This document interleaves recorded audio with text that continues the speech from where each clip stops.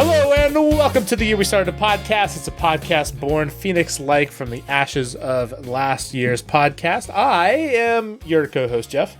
And I am your other co-host, Nick, who doesn't use that. What? That was a weird emphasis on the I am. Oh, thanks, buddy. I appreciate all the support. I was trying to start it off positive. You know what I mean? Just criticize. Nick, we are starting off good and strong and good positive energy. And supportive and etc. I am introducing our podcast where a couple friends have a continent apart that would like to come together and talk about some of the things that are fun and interesting to us. Nick, I have many times in the history of this podcast, I've shared fun stories from the history of my childhood and upbringing and etc. And today I would like to add another one into the archives, get it officially added into the canon of our podcast. Let me into the world. This one is from my mom. My extended family was all up northeast of us about an hour or so. And one of the times that we were driving up to Emporia to see my grandparents, and it was the time to get off the turnpike. It was blocked off by traffic cones because there was getting ready to be construction or something going on. And she panicked and literally split the difference between taking the exit and getting off of the turnpike and ran over every single traffic cone. No. And immediately, and so she started to take the exit out, and we got pulled over by a police officer, and he came up to the window and said, "Ma'am, I just finished setting all those up." That's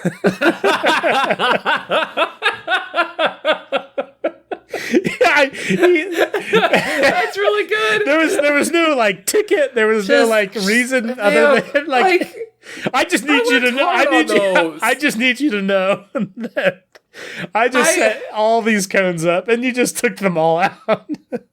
I just don't understand. Oh man, being a police officer has a lot of challenges these days, but I still feel like even in today's times, if you spent the time as our public servant setting up a bunch of traffic cones to prepare for some upcoming construction or whatever it is, I feel like that would just the thought of somebody setting up all these traffic cones as soon as you're done, having somebody just plow over every single last one of them. I feel like this is straight out of a sitcom or a freaking Family Guy skit of a cop having to do some really long thing and just all right, oh man. It literally was it's so good. It's one of my favorite things. So I may be bad at directions, but at least till this point in my life, I have not ran over an entire exit's worth of traffic cones. Good job. Proud of you. Panicking because I didn't know what exit I would take after that point. Anyways, so that is my old story from Jeff's stories past.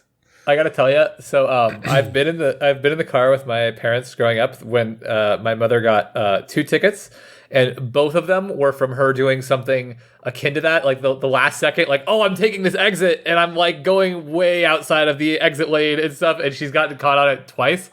I feel like I am just anytime that a decision comes into my head where it's oh shoot, I should be making this turn, it's the last second, is it okay for me to go? I'm just sitting there there's a secret cop waiting to pull me over to get there. I don't care if I'm the only person on the freeway. I don't care. There's a secret cop waiting to get me. So I just will not do it. How many traffic tickets have you gotten, Nick? 3. All speeding. 3. All speeding. Yeah. Wow. Yeah. Shame on you. How recently? So I think the last one was 2012. Oh, dang. It's been a long time. Yeah. The one of them you got a speeding ticket when you were 13? Yeah. Well, Jeff, I'm still 12 actually. I'm about to. Hopefully, I'm turning 12 or 13 this year. No, dude. I will say though, I'm pretty sure 2 of them are total bogus, and I shouldn't have paid them, and I should have contested them. But that is just that's what everybody in the world says. I think. Yeah. But I am sticking to my guns. I'm pissed about it. So. Okay. Well, Nick has strong feelings about his tickets. I haven't gotten a ticket also. It's probably been, I don't know, 6, 7, 8, 9 years. Yeah. am at this point in my life. So honestly, you know what? I have lots of podcasts to listen to. What am I trying to hurry about? You know, like Fair. ain't no reason. I can apologize for being late. No reason. I think California may just let you get away with it a lot. Like they just may let you get. I think it's like within 10 miles an hour over. Just there's nobody who's getting pulled over for going anything more than like 10 plus, or you have to be going like at least 15 over. I think. Yeah. All right, Nick, you have a story, and I do, or a topic here I do want to get to, but yeah. I'm over here looking at something, and I need to talk about it. So let me in your world. Okay. I have I have strong feelings about printers. Before I dive into my feelings about printers and just I don't want to shape your opinion. I want to know what your thoughts on printers are before we dive into this. Printers are BS. They are a total example of planned obsolescence and cheap manufacturing and they are absolute BS. It's a pain in the ass that they all suck. I don't understand how we can have this technology around for 40 years and everybody in the world has printers that jam for no reason, that give you issues with ink for no reason. And that is totally incorporated into the design. I hate it and I hate them and I don't want to ever use a printer again. That's my feelings. So we've talked about planned obsolescence before on this podcast. Honestly, I think it was like 4 weeks ago or something like that. Yeah, not long ago. And I'm now going to back away from my microphone for just a moment so I can give this the proper level of emphasis that I think it deserves. What the frick is wrong with inkjet printers? Like, how can this still be a thing in 2021? Like, what the frick? Oh my god! How can it, like, Nick? It is okay. Here's the problem. Like, Nick. Okay, we have the. Okay, I get it. Like, they want to make money off of ink. That's fine. Yes. Sure, capitalism. Blah blah blah. Congratulations, you found a way to make a lot of money. But here's the problem, Nick. They are innovative. Shut up. I need to talk. Okay, so here's the thing. They sell printers at a loss because they can make money off of ink. That's great. Correct. If the ink was good, it's garbage. You have to print something like every 4 seconds in order for it to not dry out. Like, you pay $60 or $80 or $120 for a printer only to pay $60 for ink that will last you in reality, because we live in 2021 where you don't need paper. It will last you freaking 6 weeks, maybe, before it's dried out, and then you try to print something in 8 weeks from then, because it's, again, 2021. What are you printing off? And so you print it off because your kid wants to have some copy of a, like, freaking connect the dots of a transformer, but you can't print it off because it's all dried out. But you paid $60 for the 8 pages that you printed. What the frick? Why is it even allowed? Capitalism, you failed us. Well, you have to understand, it's very, very innovative, right? They innovated on the market, but they were like, okay, so we could make money by selling you an expensive but good product. Or if we sell you a terrible product that's cheaper up front, then you'll come back for more ink, even though it's such a pain in the dick. Cheaper up front for the first, like, one ink thing you have to buy. Oh my god! Oh man, I have woken up every child in my household. I am very sorry, my wife. I don't care. I not don't care. I care, but like, oh my god, I'm completely with you. Also, I know that it's like a freaking meme to complain about this, but the whole like, oh, I'm out of red ink, so I can't print a black and white thing. That is 100% incorporated. You cannot tell me that there's like, you know, HP just doesn't have the resources and the technology to figure it out and figure out how to print it without the freaking red ink. Like, go away. You're a jerk. So anyways, it's intentional. As you might notice from my inflection in my voice as I describe the problem, I have strong dislike for inkjet printers. And so I have bought a laser printer, and I hope it doesn't piss me off as bad as all the years of inkjet printers. It probably won't, but it's such a ripoff. You bought like a $300. I don't know how much laser printers. Basically, like $250, you pay like $300 for a printer just so you don't have a huge hassle. But like, you paid $300 so you can print something once a freaking year. What a dumb investment. What a dumb piece of crap. If I never have to worry about freaking dried out. Man, there's nothing more frustrating than knowing that you paid $60 for a freaking Jeff, ink what an cartridge. innovative It's like market. as much as ink as my pen that I could just break in half and pour into it. Jeff, Oh what an my innovative gosh. market. They don't sell you $300 in value of like making your life better. They sell you $300 in making you not pissed off at the $60 product. That's that's insane. It's insane, Jeff. Laser printers are supposed to be for offices where you like print out a bunch of flyers Well, or they're now something. for my home office so that I can print my son's freaking connected dot without having to worry about whether or not I've printed something in the last 6 months. Exactly. Because if not, you're just wasted $60. Might as well just have tossed that into bonfire. I told my wife I told my wife that when this printer dies, I don't care how much it is. I am going to a FedEx or a Kinko's like for everything I will ever need to print out for the rest of my life. I don't care how annoying. Like, luckily I'm in California for the moment, and that means that like things are relatively close. But I don't care if I have to drive. I am not doing this dance again. I will not do it.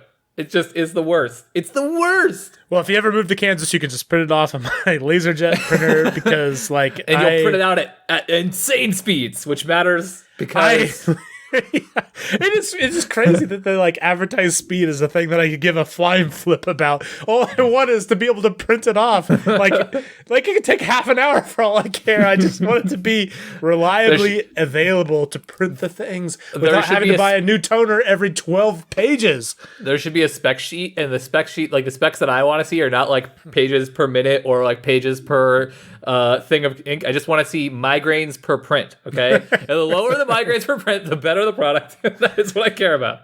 Why are printers so freaking dumb? It really, like, honestly, it's so messed up that because genuinely, like, it's not an important thing to our day to day. I know that like this is not what you're looking for. Yeah. It's not an important thing to our day to day, except if you live in an office where you need to do like bulk printing or whatever, right? So they can't sell you on an expensive ass printer. Like unless the competition for it is terrible, which is the case, or two, like, no, that's basically it. Is like, if you want like a home printer, they don't have any reason to make it better because like you and I don't actually care. If someone told me like, oh, this one does like the cleanest, prettiest colors, I'd be like, okay, I need to like print out like a form to print sometime. Yeah, like once a year, I gotta print out something that I don't know I'm giving to a doctor man. or something. I don't know, and like for most people, it just doesn't matter, right? So, which I know is like, but it's so dumb. It becomes like a huge hassle for all of us. Man, that yeah, that yell felt good. That felt good. I gotta tell you, it sounded good. It sounded like you were getting a lot out there, man.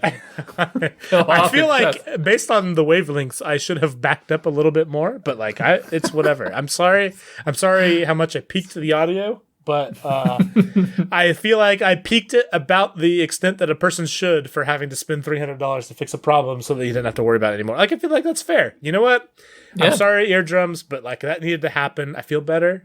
Feel good. We can move on to the rest of the podcast. I'm mostly sorry for you having to edit it. So. Oh, yeah, you're right. Anyways, Nick, moving on, I would like to hear whatever this word is. I don't know what it is. So before I say the word and explain it, do you have any sounds that drive you absolutely wild? The sound of my inkjet printer not being able to print. I mean, fair. Okay, let me think. I don't know. Do I?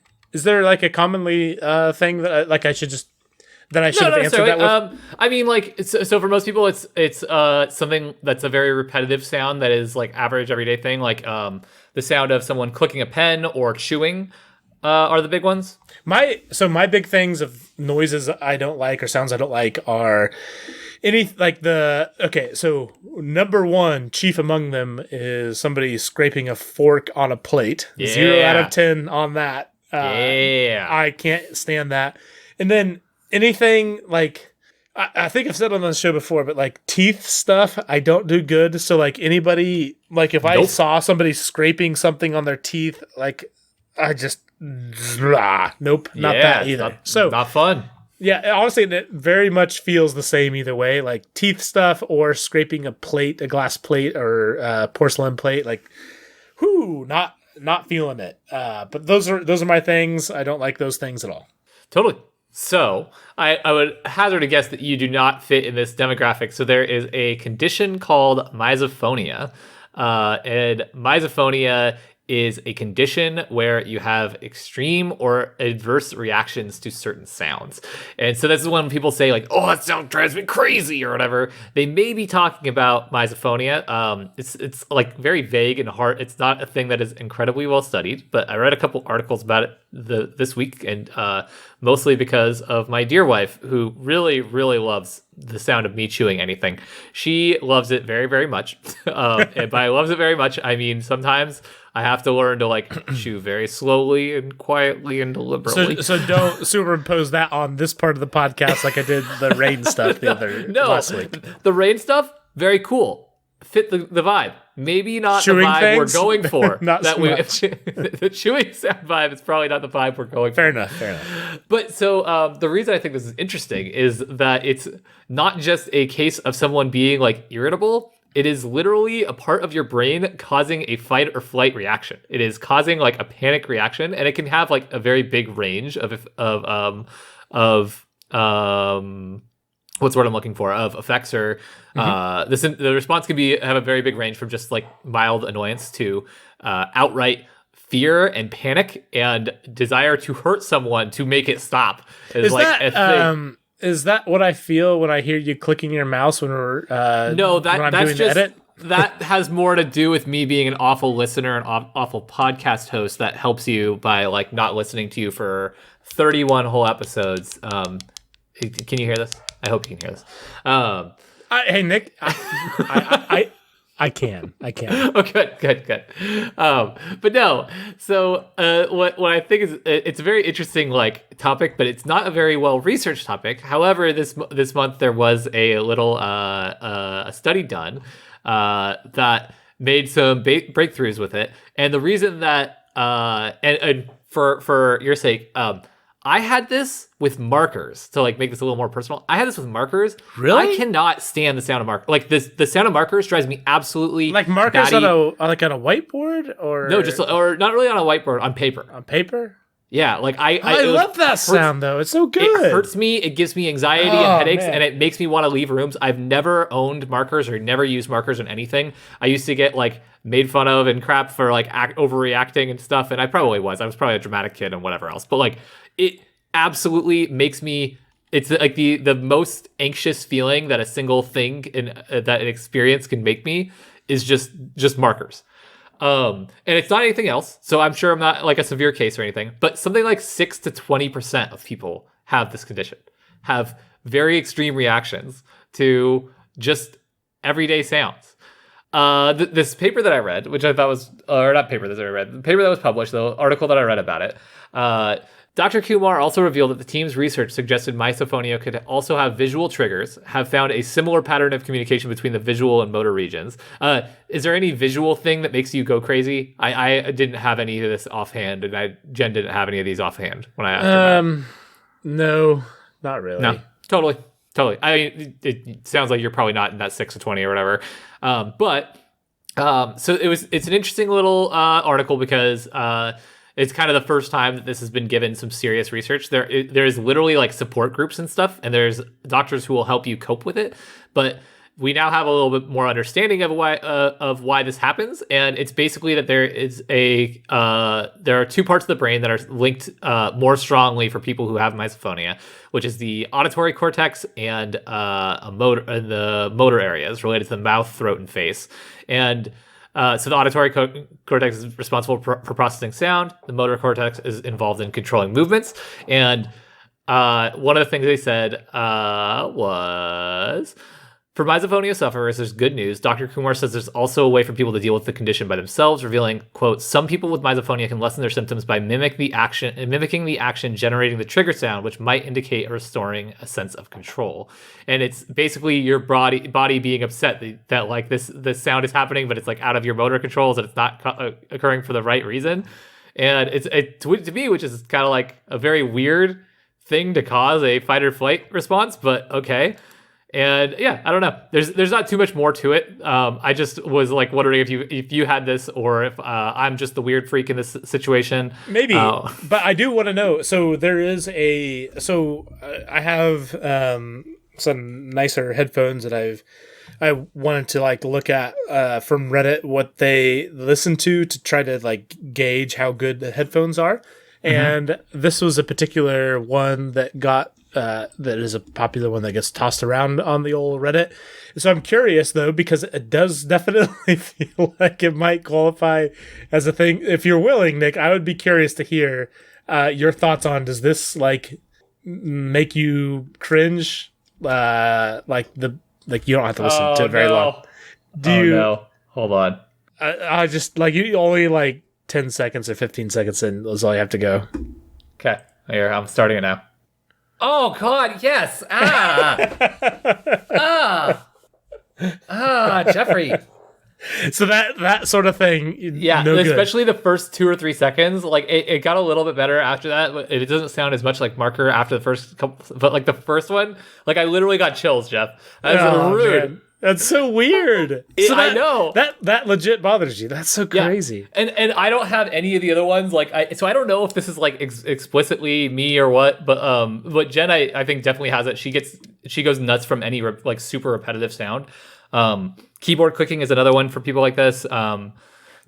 Clicking a mouse while a podcast is recording. I don't know what you're talking about. What are you talking about, Jeff? Like, I don't understand. Anyway. Like legitimately at this point, 31 episodes in, definitely kind of starting to do that to me. But no, like, it's so weird. I don't have any adverse reaction to most any sound. Like even the nails on chalkboard. Like of course that's bad. It's like a high pitched screech thing. But like I don't think I'm any worse than anyone else. But markers, it drives me off the wall. That's so weird because I find it like so calming. That's so weird. That's very interesting. I've heard that too. That it's calming, and I'm like, there's something wrong with you people. Weirdos. Probably so. So Nick. Okay, so first off, I want to talk about rivers and how that impacts shipping and all kinds of things. It is a thing that's on my list, and I feel bad, but I do need to backburner that at least another week because I had a thing happen that is so interesting, a little bit unsuspectedly so, about autotomy. Do you know what autotomy is? Wait. Autotomy? No, I do not. Do you want to take a guess? I mean, like it sounds like autonomy. It right? does sound like autonomy. It does. And like I was so surprised to see that this is the word for the thing that I was describing. So here's the deal. Autotomy is when an organism is able to shed one of its limbs, most commonly a tail, in self-defense. Okay. So you've heard that this is a thing. Yeah. Like lizards and whatever, salamanders and whatever else. Yep. So they can do that. So we were doing a bunch of yard work and got a lot of things cleaned up and finished mowing the lawn and everything. And there was a salamander. Salamanders, again, are pretty common in our neck of the woods. And we were, like I said, we were getting everything cleaned up. I was cleaning the garage and I was closing the garage door. And apparently, when I was doing that, one of the salamanders that live in our little area was trying to sneak into our garage. And I'm not exactly sure the details of exactly what happened. Either one, its tail got caught, or two, it got really scared. But regardless, it shed its tail. Huh. And I always knew that it was a thing that had happened. But like very briefly after, I went back out to go check the mail or something and open my garage door. And two things happened. One, I noticed that there was a salamander in our garage hiding in the corner. And he was very scared. And I felt really bad. And so I left the garage door a little bit open after I closed it. But when I was walking out, I realized that he had shed his tail. And so, one, like I said, I felt really bad because, like, poor guy, he's trying to do nothing and is really good about eating bugs and stuff. So, like, I want him to, be able to go do his bug eating business and do his own thing. But I also wanted to know like a little bit more about exactly how that happens. It's a very weird thing if you think about it. It's weird that you have the ability to like just. I don't have the ability to take freaking nails off my skin. You know what I mean? Like I have to pick get nails off, or just like shed your arm. Right? Yeah, exactly. That's what I'm saying. Is like I can't even do it on a tiny scale, much less on. So that's what autotomy means. Or that's what that is the ability to self amputate a limb, which is crazy. Like, it's really, really crazy if you think about it, because it's a very counterintuitive thing to be a beneficial thing. But, if you're a salamander in this case, living out in the wild, and you get caught by the tail, the ability to just shed the tail is super beneficial. Pretty important. Yeah. Autonomy is defined as being able to shed an appendage by doing so in self-defense, and you're doing it on purpose, like they have control of it. And how it works is they have the ability to, if that is something that is connected by bone, they have muscles available to snap that bone at that particular juncture and then tighten around it so that they can cut off the skin and muscle. So that's how that works, which Can is I just tell pretty you, wild. I'm like uncomfortable thinking about that sensation, like the ability to do that, to like tighten muscles around and like break a bone and No, it is so wild. So they, by doing so, obviously they increase the likelihood of escaping a predator. Unlike the possum who can play dead, my poor salamander friend, he escaped my garage door, which I feel so bad because, like, it certainly wasn't my intention. Poor salamander guy. Yeah. But yeah, no, and they have more than just one juncture where they can do that. So they have, like, probably, I think, like, usually I looked a lot of the things up on the salamander because that was the thing that I saw. But a lot of them in the lizard family have like 5 or 6 different, or 4 or 5 different areas where they can break off. And if it does break off, they can regrow it. But once it regrows, they can only break it off their tail further up down their tail. So, like, if it happens really high up, they can maybe only break it off 1 or 2 more times, or even no more times. So, because it grows back as cartilage. But interestingly enough, for some of them, it grows back like stronger and like more able to be used as a weapon. And so, like, depending on the thing that is attacking them, they may be able to use that more aggressively than they would typically when they have their little break-off tails. So that's an interesting thing. Yeah. So wait. So does it always grow back as cartilage, or is that only if it's broken off at like too high of a point? So anything that grows back after they autonomize their tail, or whatever the right verb is there, it will grow, at least, and I may be wrong, so maybe I'll get corrected, but I do believe everybody who does this, if they do grow it back, it does grow back as cartilage. So it is not something that like grows back the same way that it was before. Gotcha. But too cool. Very so, like, I've always known, like, lizard type things did this. Like, that I feel like is fairly well known. Like, they can shed their tails and grow it back. That was always a thing that I kind of knew that happened. But it turns out it happens in a lot of things that you wouldn't think, like the ability to just self-amputate things. And so this is why I needed to talk about it, because it was so cool to like learn that this is actually a self-defense mechanism that different species have like developed over the millennia. Yeah. It's super interesting. So one of the most common things that have learned to do it are slugs. They are very adept at just shedding their tails if they're attacked, which is interesting. Well, but like what's kind of weird about it is, slugs aren't exactly the fastest animals in the world. So you would think, like, if they could shed their tails, like, okay, well, whatever it was that was chasing them would then just, eat the slug. But no, apparently that's a pretty effective defense mechanism. And I will say, a thing I didn't mention before, the thing that was like caught me so off guard was these are such nervous system filled things, like the tails that they shed, and they're still filled with blood and all the things that make them be able to, contract muscles and stuff, and like their nervous system. They're like, the tail was going crazy when this happened. And so, like, it's a very, like, it's a very interesting thing, because, if you had a predator attacking you and like the tail was still going crazy, it would still, like, feel like you were attacking whatever organism it was. Because like that thing, like, for probably, it was like an hour. It was a very, very long time. that the tail was still going That's crazy. And That's what's even more interesting, like to regrow it takes obviously a lot of calories, and if the predator does not eat the tail, is oftentimes that the lizard or whatever else will eat it back to get the calories back, so that they can regrow it more easily, because it's a lot. Like it's a lot of calories they need to go find. That's a lot. It takes a lot of bugs to eat to be able to regrow a tail. Yeah, I mean, I guess so. Like, damn, for sure. I mean, that's metal. That's metal as hell. But no, like, that's crazy.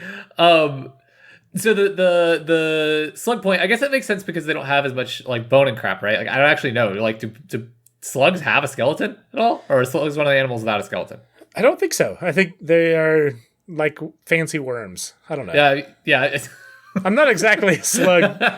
Fancy worms. But like, you wouldn't think that they would have enough muscle to do it, man. I don't know. There's like a lot to go through my head here, and so. Oh my gosh. But an hour of activity without a brain attached is wild. It is very weird. A little disconcerting for sure.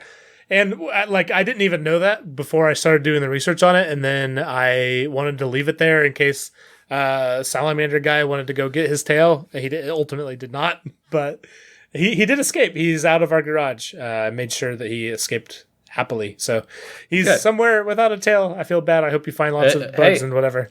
He may not be without a tail anymore. You don't know. He could have some little tail.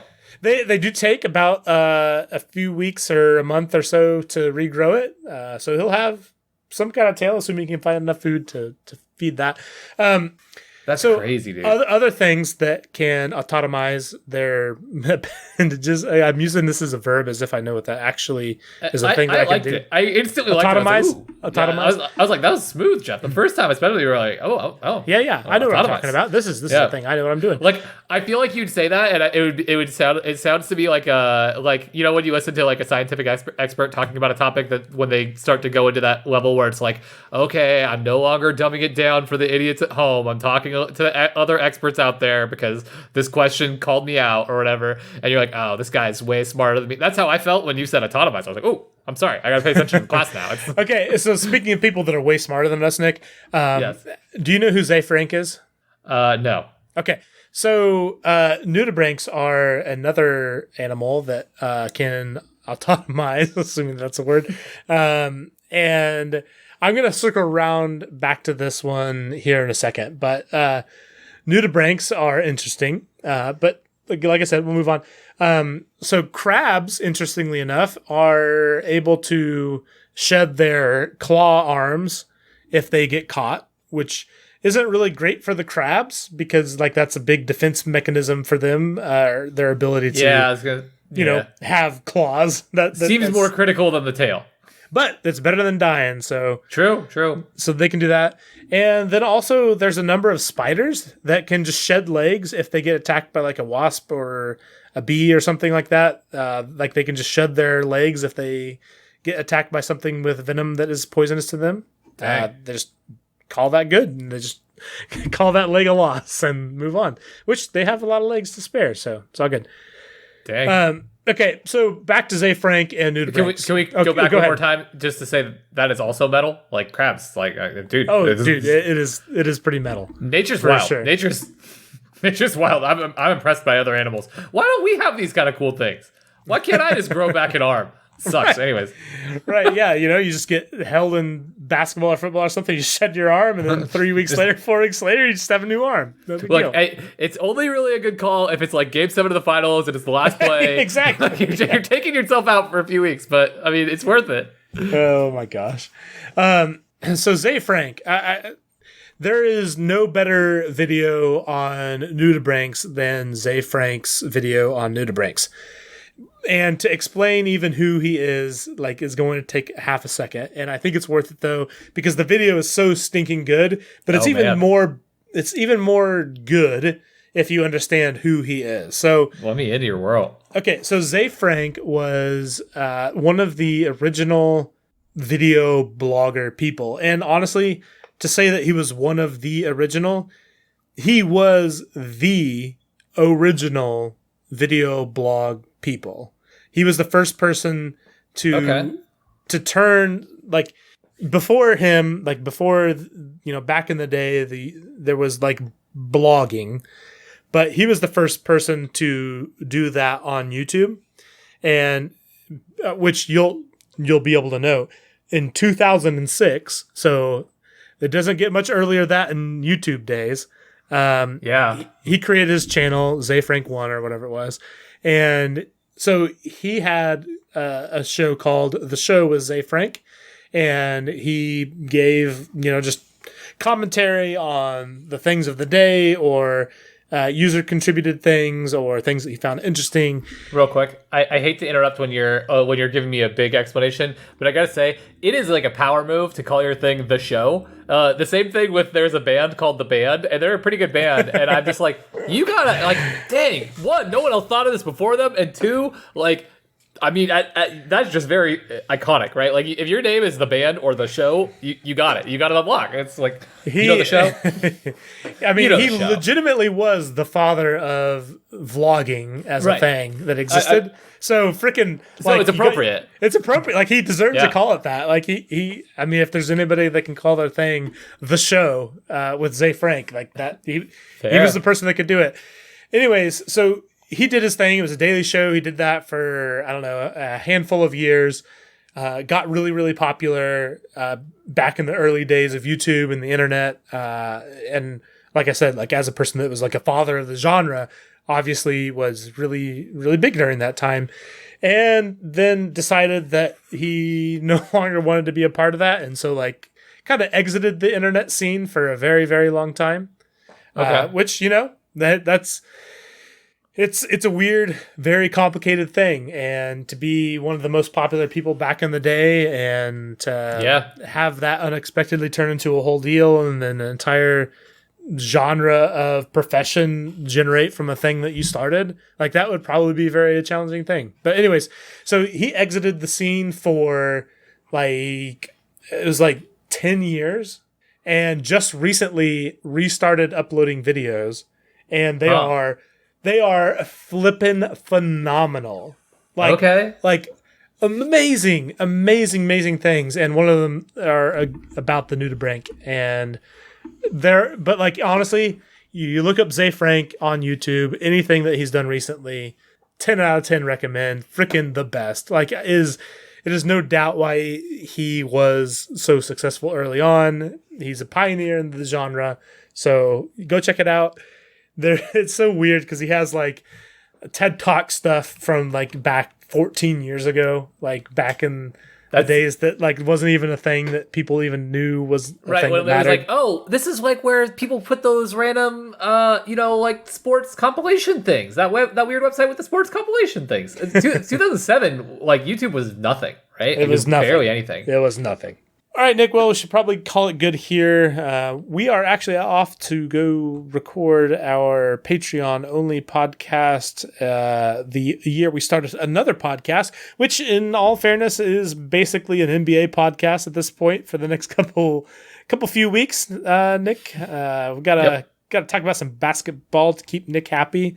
But yeah, if you want to check that out, you can go to patreon.com. You're the one who suggested it. Look, it's your fault for getting me interested in it. It's like fun. Like, oh my gosh. It's very fun. It is very fun. Honestly, I've really, really enjoyed being able to have something to care about. It's a great time to care about the NBA. So it's fun.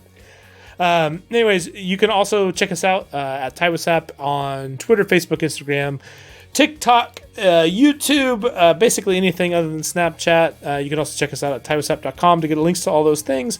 Anyways, Nick, thank you so much for potting with me. Yeah, you're welcome. Thank you all for listening. This has been the year we started the podcast.